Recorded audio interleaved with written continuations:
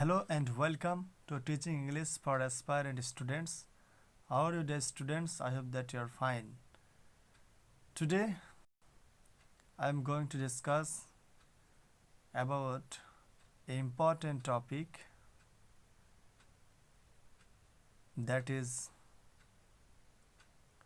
conjunctions. ছাত্রছাত্রীরা তোমরা সবাই আশা করি ভালো রয়েছো। আজকে তোমাদের আরেকটি পর্ব নিয়ে উপস্থিত হয়েছি, আর সেটা হলো 3 নম্বর পর্ব কনজাংশনের। এর আগে দুটো ক্লাস আপলোড করা রয়েছে, যদি কেউ না দেখে থাকো অবশ্যই দেখবা, তোমাদের সেটা বুঝে আসবে, তোমাদের জীবনে ইংলিশে কাজে লাগবে এবং তোমরা সেটা দৈনন্দিন জীবনে ব্যবহার করতে পারবা। কারণ ইংরেজি ছাড়া তুমি এই জগতে একেবারে শূন্য হাতে যেমন মার্কেটে যাওয়ার বিষয় থাকে, সেরকম একটা ব্যাপার। তো ডিয়ার স্টুডেন্টস, তোমরা সেটাকে অর্জন করো, এটাই আমার পরিশ্রমের একমাত্র উদ্দেশ্য। তো বলছিলাম যে এটা কনজাংশনের 3 নম্বর পর্ব। আর একটা কথা, ভিডিওটি ক্লাসটি কমপ্লিট হওয়ার পরে তোরা কতটা বুঝেছো তার জন্য একটি অথবা দুটি সেন্টেন্স অবশ্যই লিখবে কমেন্টে, যাতে আমি বুঝতে পারি তোমরা আজকের ক্লাসটা বুঝতে পেরেছো। স্টুডেন্টস, আজকে আমরা এখানে বাইন্ডার্স নিয়ে আলোচনা করব। তো বাইন্ডার্স যাকে বলা হয়, ওকে বলা হচ্ছে ওয়ার শব্দটা এখানে ব্যবহার করা আছে, দেখতে পাচ্ছ। ওকে বলা হচ্ছে কি সাবঅর্ডিনেশনস, ওকে বলা হচ্ছে সাবঅর্ডিনেশন, আর আবার সেটা কি বলা হচ্ছে কি বাইন্ডার্স। তো ডিয়ার স্টুডেন্টস, তো সাবঅর্ডিনেশনস বা বাইন্ডার্স কাকে বলে, মানে দুটো শব্দ রয়েছে, দুটো সেন্টেন্স রয়েছে, সেটাকে লিঙ্ক করে দাও, জয়েন্ট করে দাও, এটাকে বলা হচ্ছে কি সাবঅর্ডিনেশনস। তো এখানে দেখো, তোমরা এক্সাম্পলটা দেখলে ভালোভাবে বুঝতে পারবা। এখানে লেখা আছে মেন ক্লোজ, এখানে লেখা আছে কি বাইন্ডার, এখানে লেখা আছে সাব ক্লোজ।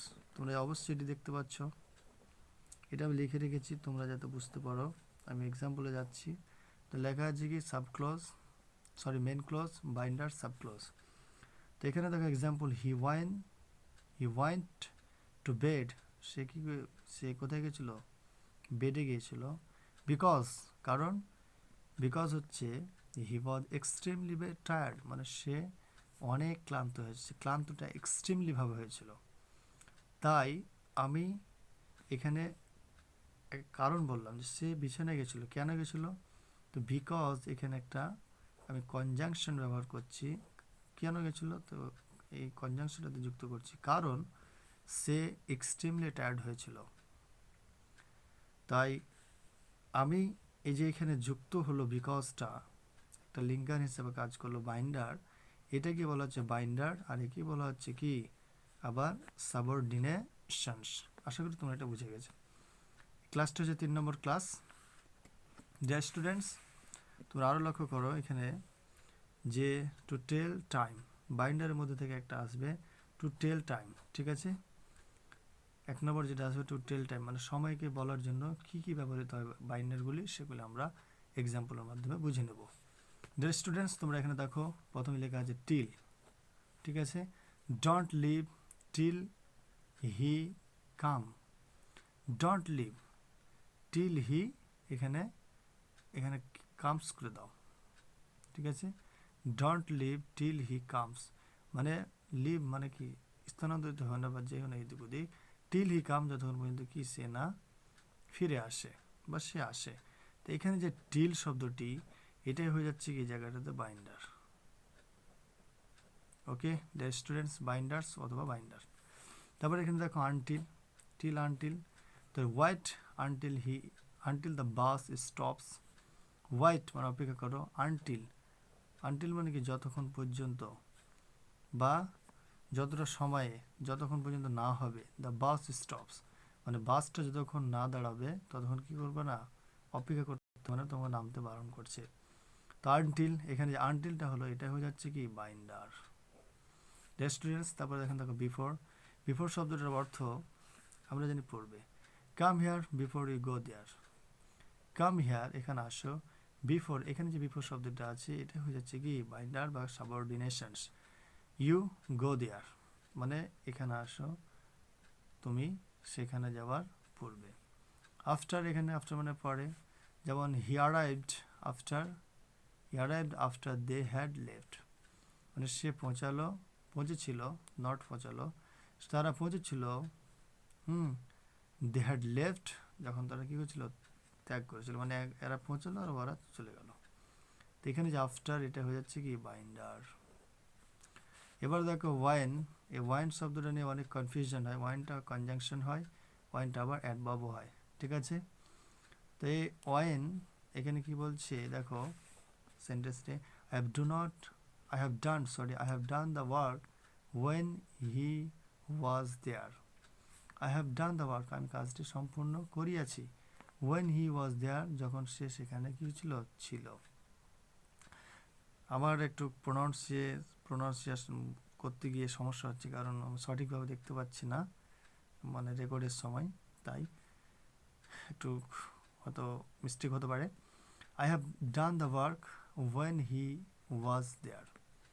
তো এখানে যে when, তো ওয়েনটা হয়ে যাচ্ছে এখানে কি কনজাংশন, আর যদি কনজাংশন হয়, ঠিক আছে, কনজাংশন, এটাকে বলা হচ্ছে কি বাইন্ডার। স্টুডেন্টস, তারপরে দেখো যে while, make a hay while the sun shines.